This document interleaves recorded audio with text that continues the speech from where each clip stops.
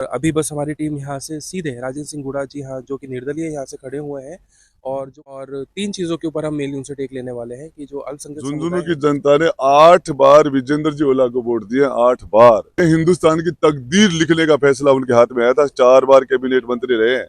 हैं कि भाई एक विशेष समुदाय को ही ये बनाते आ रहे हैं, तो आपको नहीं लगता कि आपको नुकसान होगा?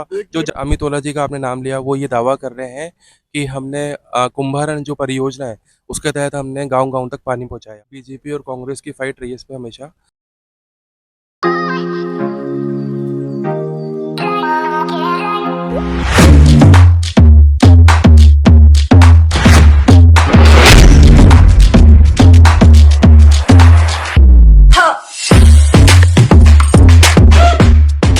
नमस्कार दोस्तों, वेदांत का नाम है हमारा और आप देखना शुरू कर चुके हैं बतियावा न्यूज़ चैनल। दोस्तों, बतियावा न्यूज़ चैनल और खबरों की दुनिया की जो समस्त टीम है झुंझुनू विधानसभा सीट का दौरा कर रही है। और जैसा कि आप देख पा रहे हैं कि हम झुंझुनू के एक छोटे से गांव के अंदर उपस्थित हैं और अभी बस हमारी टीम यहाँ से सीधे राजेंद्र सिंह गुड़ा जी हाँ जो कि निर्दलीय यहाँ से खड़े हुए हैं और जो कहीं ना कहीं यहाँ की जो स्थानीय जनता है उसके बीच जगह बनाने के अंदर वो कोशिश में लगे हुए हैं। और तीन चीज़ों के ऊपर हम मेनली उनसे टेक लेने वाले हैं कि जो अल्पसंख्यक समुदाय है, खासकर जो मुस्लिम वर्ग है, वो उनकी ओर क्यों खिंचा चला जा रहा है। और दूसरा ये कि भाई स्थानीय जो मुद्दे हैं उनके ऊपर उनकी क्या राय है। और तीसरा कि जो यहाँ की पानी की समस्या है, हरियाणा पंजाब से यहाँ पे पानी आता नहीं है। हालांकि हरियाणा, राजस्थान और केंद्र में आप यूँ मान के चलिए कि अब तो ट्रिपल इंजन की सरकार है, लेकिन फिर भी यहाँ पे जो पानी की समस्या है उसका अभी तक हल नहीं है। गांव-गांव तक जो पानी की प्रॉब्लम है उसका कोई सॉल्यूशन नहीं निकला है। तो इस तरह के जो तमाम मुद्दे हैं जो एक बेसिक नेसेसिटी मानी जाती है, वो आज तक क्यों यहाँ पे सॉल्व नहीं हो पाई, इसके ऊपर हम उनसे बातचीत करेंगे और उनका टेक लेंगे कि भाई आपका इस पे क्या कहना है। और अगर जनता आपको चुन के भेजती है जयपुर विधानसभा, तो आपके पास क्या योजनाएं हैं कि जो आप दावे कर रहे हैं उन दावों में कितना दम है और किस तरह से आप इन तमाम चीज़ों का हल निकाल पाएंगे। नमस्कार सर। सर, सबसे पहले तो आपको बहुत बहुत शुभकामनाएं कि आप यहाँ से विधानसभा सीट पर चुनाव लड़ रहे हैं।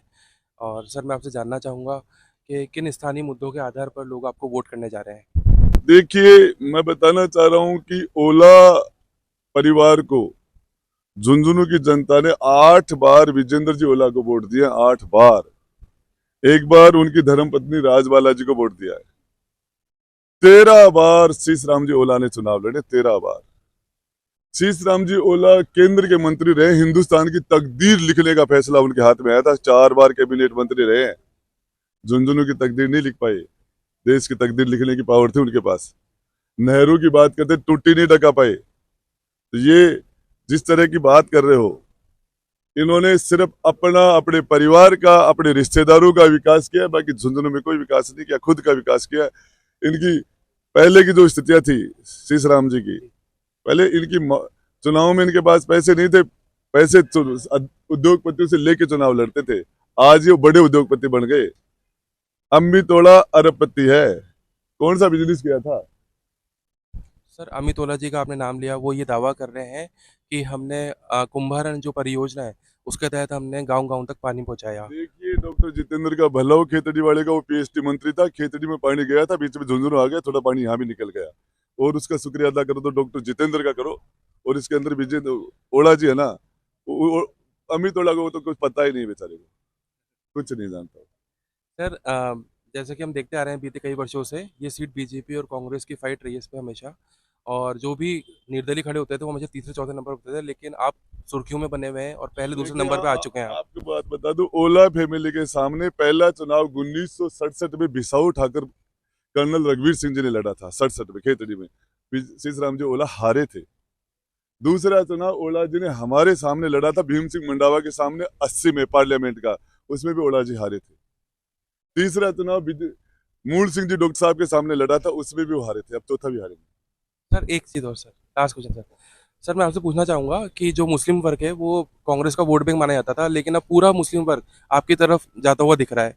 क्या कारण है कि वो लोग आपका कंधा कंधा मिला के चल रहे हैं? मुस्लिम वर्ग कांग्रेस का वोट माना जाता था।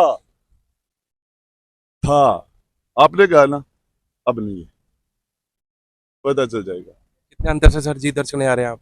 देखिए, आपको बताऊं, राजनीतिक पंडित है इनकी गणित बिगड़ जाएगी।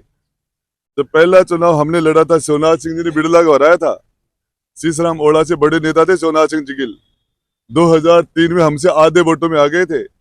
हमसे कांग्रेस का टिकट था, जाट भी थे, बड़े नेता भी थे, हमसे आधे वोट नहीं ले पाए। और अम्मी तोड़ा के मेरे से आधे वोट आ जाए तो बता देना। सर पिछले दिनों जब आपने जनसभा करी थी उस दौरान आपने यूं कहा था कि जो झुंझुनू सीट पे जितने भी सरकारी ऑफिस हैं या निगम के मान लीजिए, पंचायत मान लीजिए, जिला प्रमुख मान लीजिए, वो सब लगभग जाट है। तो आप अगर मुखर होके इस तरह से कह रहे हैं कि भाई एक विशेष समुदाय को ही ये बनाते आ रहे हैं, तो आपको नहीं लगता कि आपको नुकसान होगा? जो देखिए, जाट वोट बैंक है वो आपसे खिंच जाएगा। जाट की नॉन जाट की नहीं करता मैं। राजनीति का मतलब है कि वाल्मीकि समाज से लेके ब्राह्मण समाज तक 36 कौमों की राज के अंदर भागीदारी हो। जो नहीं है, एमपी एमएलए प्रधान प्रमुख है जो है, वो सारे जाट समाज के हैं, ये सच्चाई है।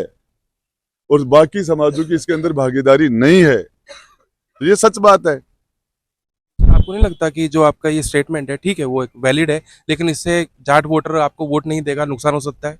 देखिए, मुझे उदयपुर पार्टी में कम से कम 10 से 15 हजार जाट वोट डालता है। पार्टी थोड़ी है मेरे पास, मैं जाट नहीं हूँ फिर भी मुझे वोट देता है। मेरे पिताजी को राजनीति में नहीं, पंच नहीं बने, फिर भी जाट मुझे वोट देता है, यहाँ भी डालेगा। बहुत बहुत धन्यवाद सर हमारे जुड़ने के लिए। हम आपके उज्जवल भविष्य सोच जीवन की कामना करते हैं। Thank you so much sir.